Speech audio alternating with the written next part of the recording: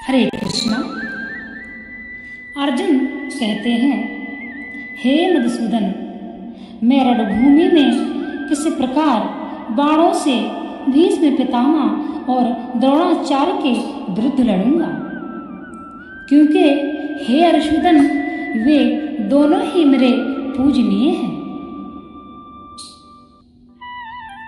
अर्जुन और मधुसूदन इन दोनों संबोधनों के सहित कथम पद के प्रयोग का क्या भाव है?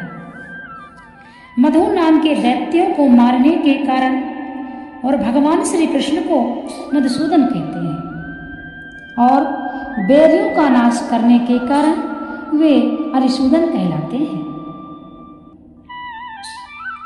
इन दोनों नामों से संबोधित करते हुए इस श्लोक में कथम का प्रयोग करके अर्जुन ने आश्चर्य का भाव प्रकट किया। अभिप्राय यह है कि आप मुझे जिन भीष्म और द्रोणा के साथ युद्ध करने के लिए प्रोत्साहन दे रहे हैं, वे ना तो दैत्य हैं और ना शत्रु ही हैं, वरन वे तो मेरे पूजनीय गुरुजन हैं। फिर मैं अपने स्वाभाविक गुणों के विरुद्ध आप मुझे गुरुजनों के साथ युद्ध करने के लिए कैसे कह रहे हैं? ये घोर पाप कर्म मैं कैसे कर सकूंगा?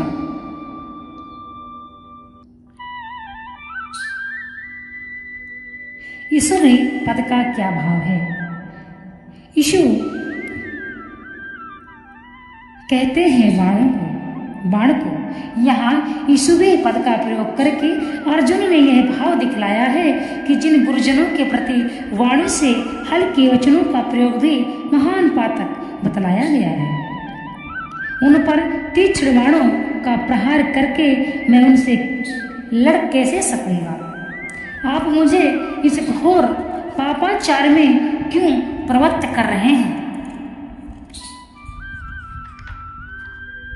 इसलिए हे महानुभाव गुरुजनों को न मारकर मैं इस लोक में भिक्षा का अन्न भी खाना कल्याणकारक समझता हूँ, क्योंकि गुरुजनों को मारकर भी इस लोक में रुधिर से सने हुए अर्थ और काम रूप, अर्जुन कह रहे हैं, समझने का विषय है गुरु की हत्या।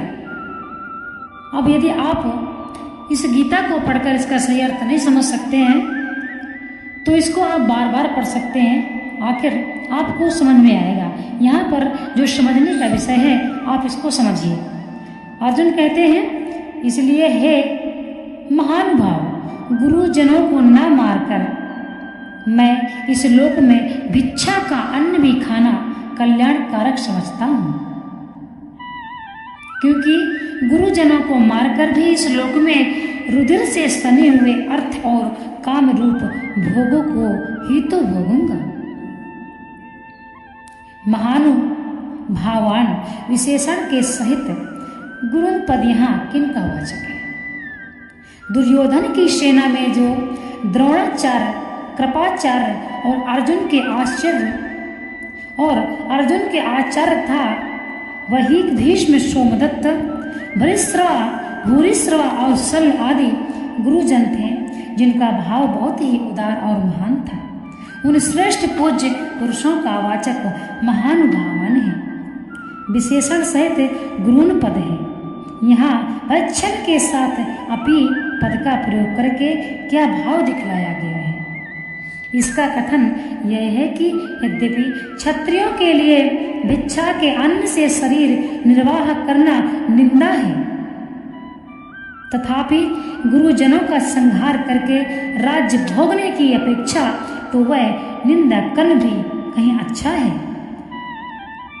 भोगान के साथ रुधिर, प्रतिग्धान और अर्थ कामान विशेषण देने का एवं अव्यय प्रयोग का अभिप्राय है। इससे अर्जुन ने यह भाव दिखलाया है कि जिन गुरुजनों को मारना सर्वथा अनुचित है, उनको मारकर भी मिलेगा क्या? ना तो मुक्ति ही होगी और ना धर्म की सिद्धि ही होगी। केवल इसी लोक में अर्थ और कामरूप तुच्छ भोग ही तो मिलेगा, जिनका मूल्य इन गुरुजनों के जीवन के सामने कुछ भी नहीं है, और और वे भी गुरुजनों की हत्या के फलस्वरूप होने के कारण एक प्रकार से उनके रक्त से सने हुए ही रहेंगे। अतएव ऐसे भोगों को प्राप्त करने के लिए गुरुजनों का वध करना कदापि उचित नहीं है।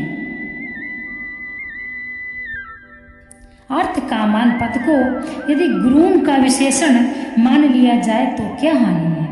यदि गुरुओं के साथ महानुभावान विशेषण न होता तो ऐसा भी माना जा सकता था, किंतु एक ही श्लोक में जिन गुरुजनों को अर्जुन पहले महानुभाव कहते हैं, उन्हीं को पीछे से अर्थ कामान धन के लोभी बतलावे, ऐसी कल्पना उचित नहीं मालूम होती।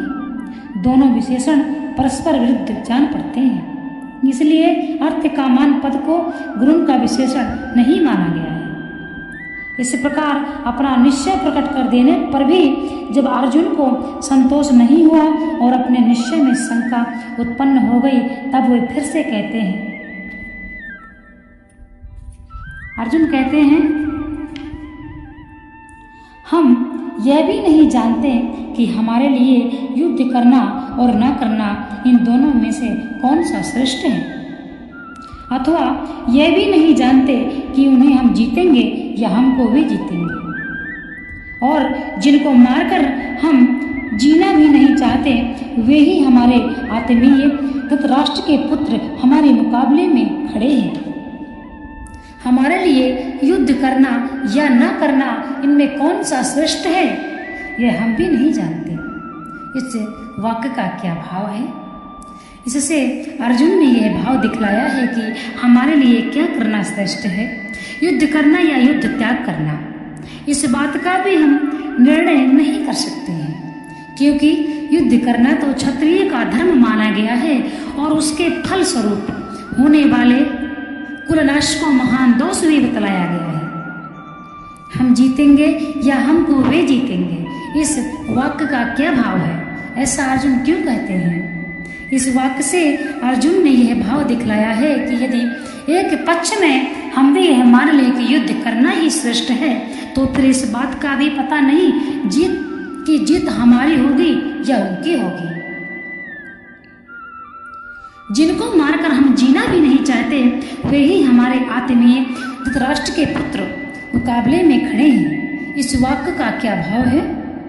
इस वाक्य से अर्जुन ने यह भाव दिखलाया है कि यदि हम भी मान ले कि जीत हमारे ही होगी, तो भी युद्ध करना श्रेष्ठ नहीं मालूम होता, क्योंकि जिनको मारकर हम जीना भी नहीं चाहते, वे ही दुर्योधन की आदि हमारे भाई मरने के लिए हमारे सामने खड़े हैं।